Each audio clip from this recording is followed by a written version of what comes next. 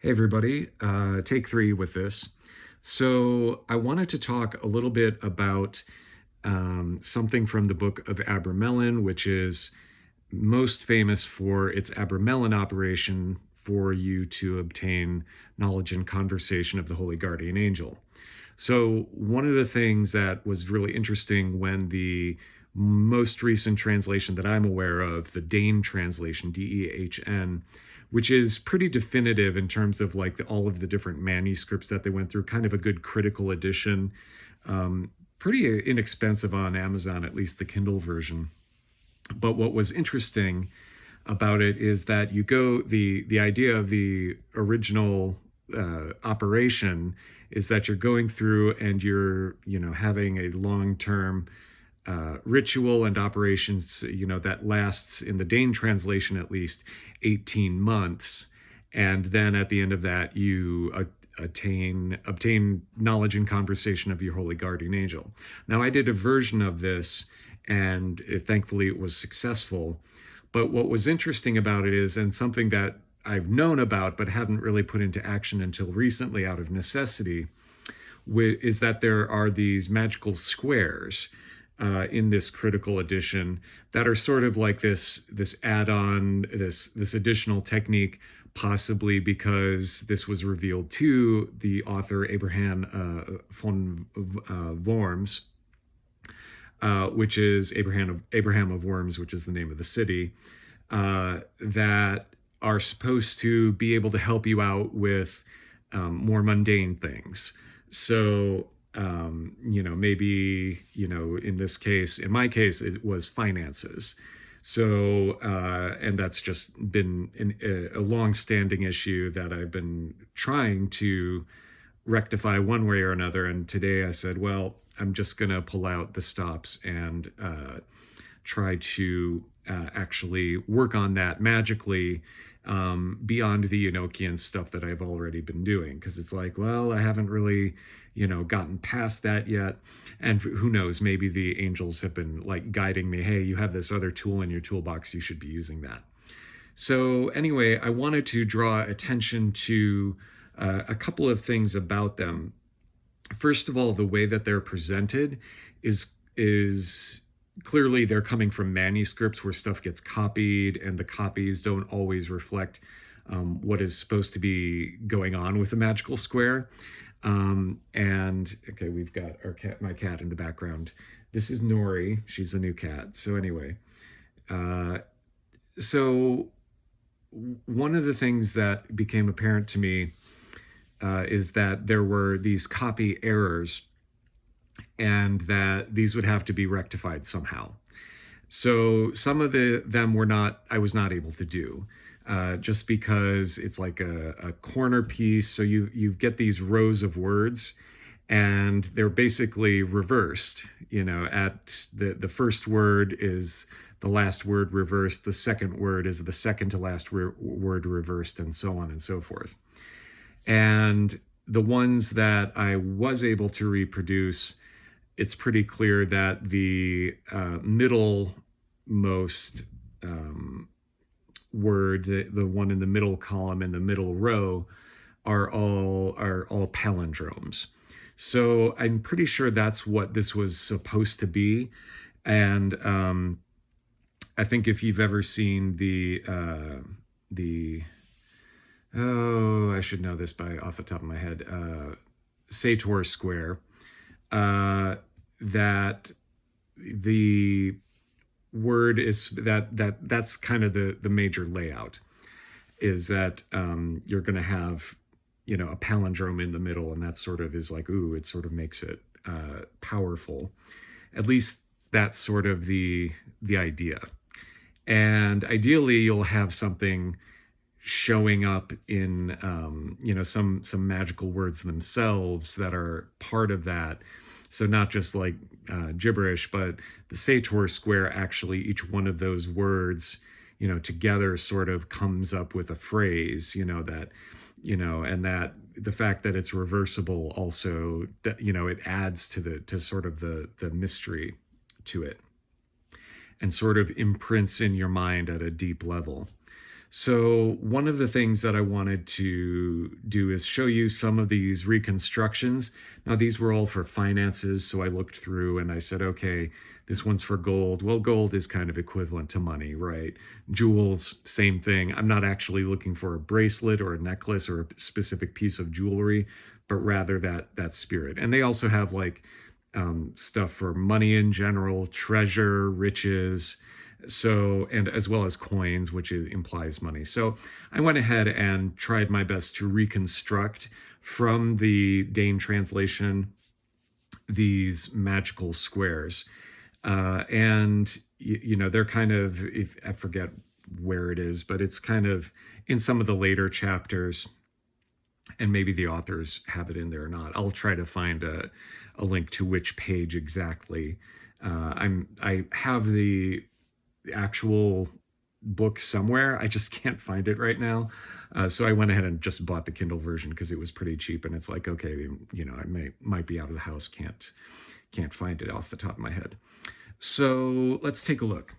So this is what I reconstructed. Now the authors did a great job, but some of the words were obviously incorrect. So I had to like basically cross-check each of the words that were coming up and just say, okay, I'm making a call here. This word is actually incorrect. This was probably a copy error, and so on and so forth. I'm picking on this one, but I'm just sort of showing you like some of these very long ones. It was obviously incorrect, or there were too many letters for it to be accurate. So this is a reconstruction as best I could make, because I think that the original manuscripts that they were working with were corrupted. Now, one of the authors themselves will point out certain words as, oh, this clearly means this. And for a couple of these, I'm like, oh, okay, this word here actually, I looked it up and there was a feminine name or a word that meant lady. And it's like, okay, well, when you're a child, your mother is the first lady that we all meet, right? And the mother takes care of you and so on and so forth. Keeps you from dying, ideally, right? So, and nurtures you and provides you the things you need, kind of like wealth does when you're older. Now, some of these Mahamora, I'm like, okay, there is Maha, like, is this some kind of Sanskrit word with it, Maha meaning great? I don't know, right? But you see here megalagem, mega being, million, I think, in Greek, so on and so forth, right? Which is why mega millions is hilarious. I'm not sure what logem would mean, but some of these things are like taken from, at least this is a prefix, I'm not sure about logem, but you get the idea here. And so what I did was this one, by the way, I did change because there is the Sador square actually, I think it was Crowley's holy guardian angel, Iwas, who said, change this middle letter. No, it was somebody who maybe channeled, I forget what it is. Look it up anyway. It was T-E, it says N here, but it was T-E-N-E-T. That's part of the Sador square. But that angel or that being said, no, change it to X. And the nice thing about having the X in the middle is that it makes that letter sort of, what's the word I'm looking for? Symmetrical, at least within the square, right? Symmetrical vertically, horizontally, as well as diagonally. And I did try to make sure that the, maybe not the font, but certainly the size of the squares were actually squarish. I think I used 72 pixel width. So not that that matters, but anyway, so this actually was the letter E, but I changed it to an X for that reason. So just so you know, if you're reconstructing it and it's not working for you, maybe try an E in the center. Anyway, so this is what I did. So I'll go ahead and post this on my website, what these actually look like. But you see here how I went about it. Now, what I did in terms of activating this from a ritual perspective was I vibrated the name of my holy guardian angel, and then I just went straight across and, named Timonos, Igalepo, etc., etc. Then did the same thing going down. And then when I got to the very end, I went the other way. I started from the bottom and worked my way top, and then I did that for all of these. So if it works, hopefully I'll get enough to be able to retire early, and then I'll just make a bunch of videos about how awesome this technique is, right? But that's what I did, and then I went all the way through this one. So it was just vibrating the names, Haliges, like that, right? Very kind of simple technique. So that's it. And this is like one of the techniques. Now, the finances isn't the only thing. There's some stuff in there to find somebody to fall in love with, and some stuff that is dubious, in that vein of dubious morality. So to find somebody who's married to fall in love with you, it's like, what? So or to commit adultery with. So anyway, that's sort of the deal going there. So anyway, that's how these things work. And like a lot of these are to return treasure to you or riches. But anyway, I thought it was neat, and I haven't seen these particular squares talked about as a magical enabling thing. And this again is theoretically supposed to come after you have gotten your holy, are in full knowledge and conversation of your holy guardian angel. But my guess is they're going to work for anybody. I'm just guessing that, right? I'm just throwing that out there. And again, this is at the end of the book where some of the stuff that isn't necessarily angelic per se comes up, which is probably, my guess is that the author, Abraham of Worms, probably was throwing in everything and the kitchen sink as part of this. So there's a big emphasis on the holy guardian angel, but the whole idea is that, okay, once you get your holy guardian angel, let me tell you how to work with these infernal spirits, right?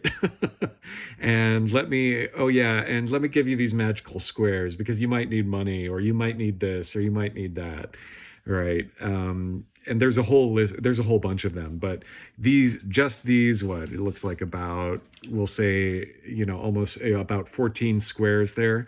Just these 14 are all about either getting money given back to you, or just finding money or gold or treasure or jewels, stuff like that. Getting it returned to you, or just finding it, right? So manifesting it somehow. So it's like, this isn't really the celestial thing that we're used to. And it's like, well, yeah, you would think that there's going to be something in there. And for some of these spirits that are going to be a little bit closer to Earth, you might need them. You might need something that's closer to where we are, here on this physical plane, because angels are trying to get you to God, and maybe kind of a very rarefied thing. But really, at the end of the day, everything is divine, and it's part of what I've talked about with this part whole problem, right? Like, the whole of creation is wonderful and perfect, and we are within it, and we have to solve stuff that is, at least to our eyes and experience, imperfect, right? It's suboptimal.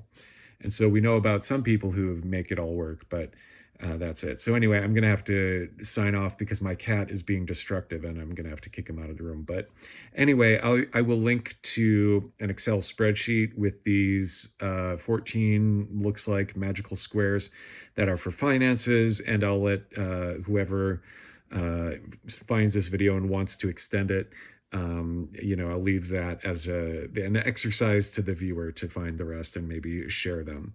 But anyway, thanks so much for watching. Bye.